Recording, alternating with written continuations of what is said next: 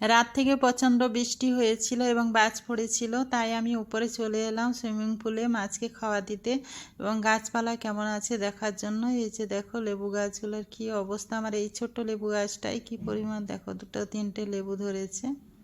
লেবু গাছের পাতাগুলোতে বৃষ্টির ফোঁটা জমে আছে, আর আমি এদিকে গিয়ে সকালবেলা মর্নিং ওয়াক করতেছিলাম, তো সেইটা একটু দেখাচ্ছিলাম। আর এখানে দেখো গাছটার উপরে খুব সুন্দর একটা লাইট পড়েছে, তাই জন্য আমি গাছটাকে একটু আদর করে দিলাম।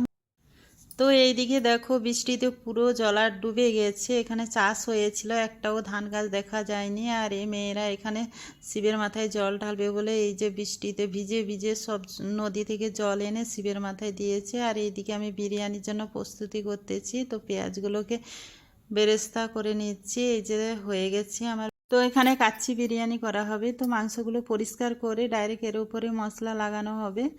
তো এখানে দিয়ে দেওয়া হচ্ছে আদা রসুনের পেস্ট, লবণ, তারপরে একটু ভিনেগার, লঙ্কা গুঁড়ো, ফুড কালার, তো কাশ্মীরি লঙ্কার গুঁড়ো দেওয়া হচ্ছে এখানে, তো এলাচ গুঁড়ো, তারপরে বিরিয়ানির মশলা, ধনের গুঁড়ো, সব কিছু দিয়ে ভালো করে ম্যারিনেশন করে নেওয়া হচ্ছে এখানে।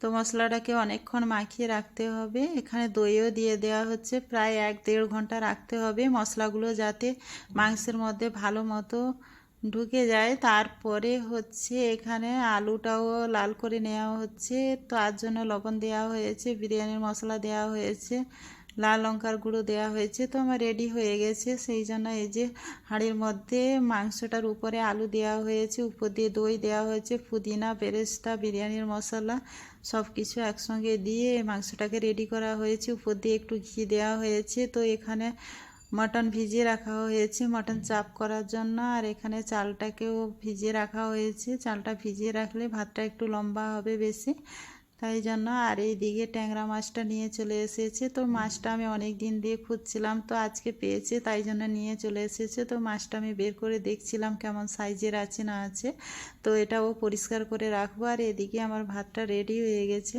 তাই ভাতটাকে আমি এর উপরে দিয়ে দিচ্ছি মাংসের উপরে। এখানে আমুল দুধ, বিরিয়ানির মশলা সব একসঙ্গে রেডি করে রাখা হয়েছিল, সেটা দেওয়া হয়েছে। এখানে ঘি দেওয়া হয়েছে, এখানে তেল দেওয়া হয়েছে, বেরেস্তা দেওয়া হয়েছে, তারপরে গোলাপ পানি, কেওড়া পানির সঙ্গে ফুড কালার দিয়ে এখানে মিষ্টি আতর দেওয়া হয়েছে, দিয়ে ভালো করে এই যে ছড়িয়ে দেওয়া হচ্ছে। মিষ্টি আতর বেশি দিলে আমাকে ভালো লাগে।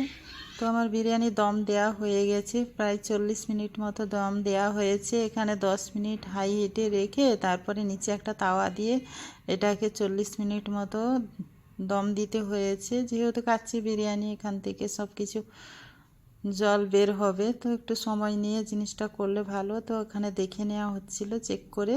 এই যে দেখো বিরিয়ানির ভাতগুলো কেমন দাঁড়িয়ে গেছে,